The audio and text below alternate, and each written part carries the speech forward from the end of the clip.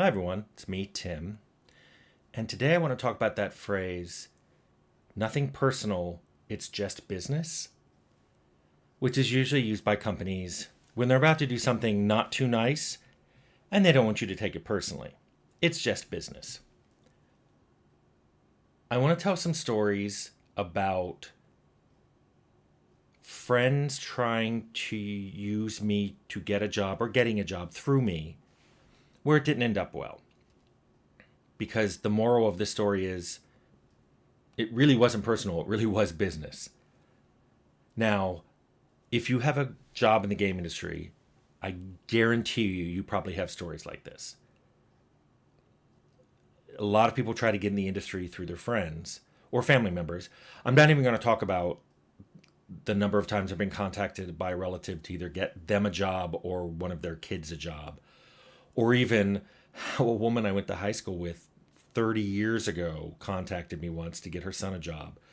All these people with no experience, unwilling to do anything, classes, demo, anything. Just, hey, get me a job.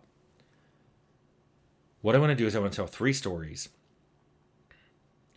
as anonymously as possible about 3 times I had to say to a friend, hey, it's business. First one was I worked someplace and they really desperately needed a specific type of specialist. A friend of mine was that specialist. I recommended him. Since they could find no one else, they hired him. It did not work out on both ends. I don't think he was handled well, and I don't think he handled the situation well. And he ended up quitting. After that happened, my boss came to me and said, it's going to be a while before I trust any recommendations you have for people to be hired. And I was like, oof. And again, and he said nothing personal. That was, from a business point of view, a waste of a lot of time and money. And he was not wrong. The second story is someone that I had worked with previously at another company as a programmer. He somehow had an agreement with that company that no one could see his code. So even though he technically wasn't on my team, when he gave my team code to use, it would be a precompiled library and a header file. So all you could see of his code were the header functions, so the API of his code. 10 years later, I'm working at a company and he approaches me and said, can we have lunch? And I agreed. And he said, hey, I'm applying for a job there. And it wasn't in my department. And he said, I was hoping you could put in a good word for me. And I said, I can do that. And he said, well, they want me to take a programming test and I don't want to do that. So I was hoping you could just vouch for my code.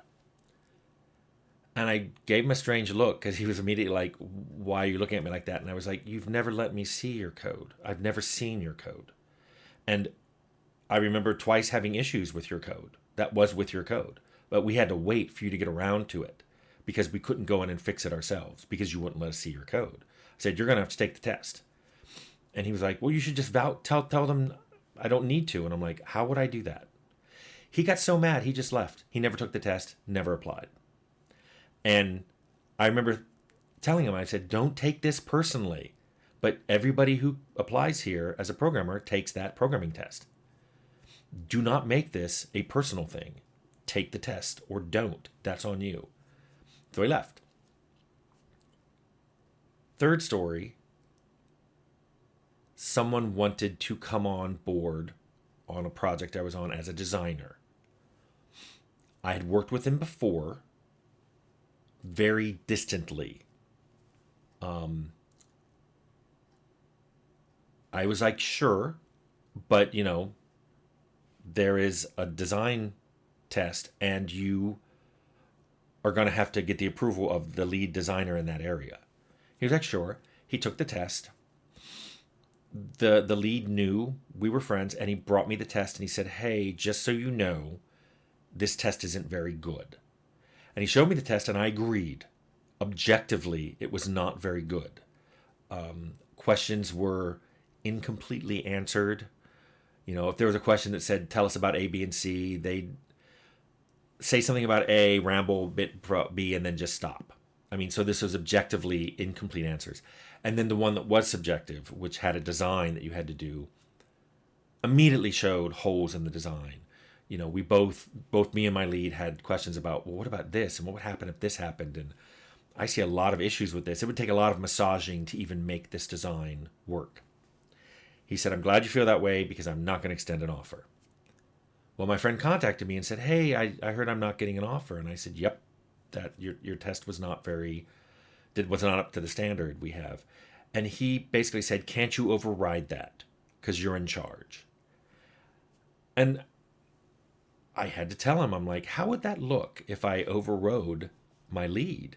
He knows what your results were. He graded your test himself. But if I forced you onto the team, how do you think that's going to work? Why would you even want that? And he got mad. He was mad at me. And I said, "Look, this isn't personal. It's business." And he left angry. Now, why am I telling you these stories? One, if you have a game development job, brace yourself. Friends and family members are going to ask you just to get them a job. And some of them will not want to do any effort for it whatsoever. They just want you to do it. So I'm going to warn you, that's going to happen.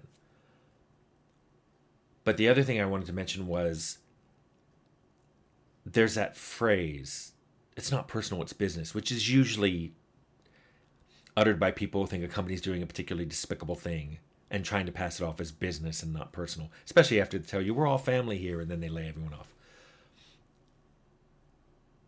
I get the separation of personal and business, and I like it. I've said before, I've worked with some of my friends. There are also some of my friends that I wouldn't work with because I know we wouldn't mesh. We would have differences of opinion on code. We have different opinion on design or even the type of game. It just had to make sense for us to make a game together. We're friends, but we shouldn't make a game together. Similarly, I think that you're going to sometimes have to tell a friend or relative of yours, this is not going to happen. And you really don't mean it personally. It's from a pure business point of view. This partnership does not make sense. It does not make sense for you to be employed here. It does not make sense for you to want to be an employee here.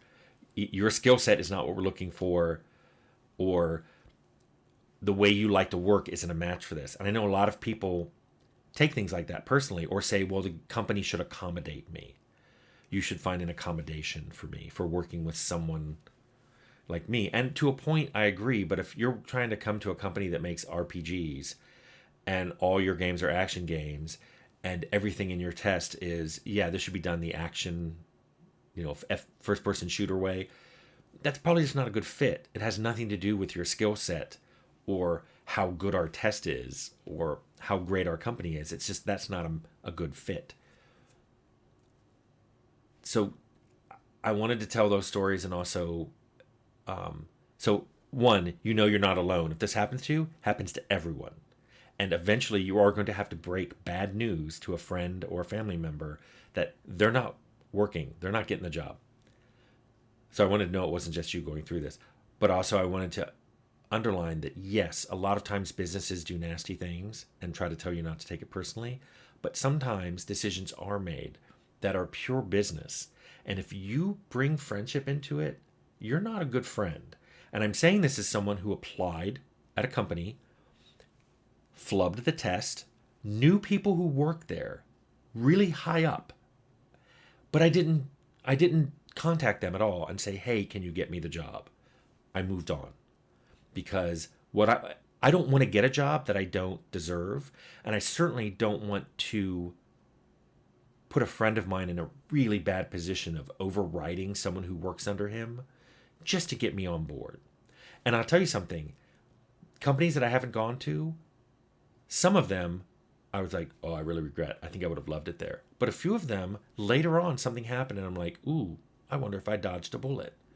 So those interviews and the tests you have to take to get a job, they work a lot of the time. I know some people hate interviews and hate tests and think that they're completely stupid and don't test anything, but I believe they do screen out some people, and they also screen out the companies. If a company's asking certain kinds of questions and has a certain kind of interview, you can sometimes tell this is not a place I want to work. It works both ways, and that's why you should ask questions at interviews, because at the end of it, you should find out whether that company's a good fit for you, as well as whether